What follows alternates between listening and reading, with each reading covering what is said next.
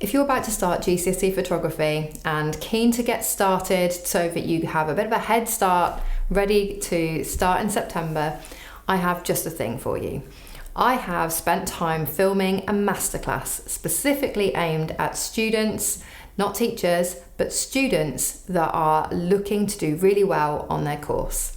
I hope you are really excited to start your GCSE, and I'm hoping that you have got your camera, you're already starting to take photos, but to get you a really good start and so that you've got a good understanding of how to do well, you might like to watch my masterclass videos and work through them to give you a really good understanding and foundation knowledge of what is expected on that course.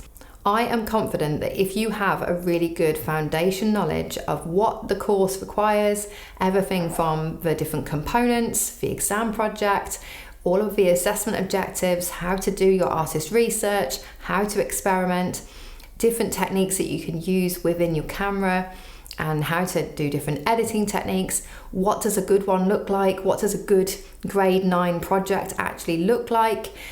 What should you do if you want to try and do that? My top tips for students that are looking for the best grades, and my do's and don'ts on your GCSE photography course. If you think those things might be useful for you to help you get started, then I would highly recommend you having a go at doing my masterclass course this summer to get you ready to start your GCSE in photography.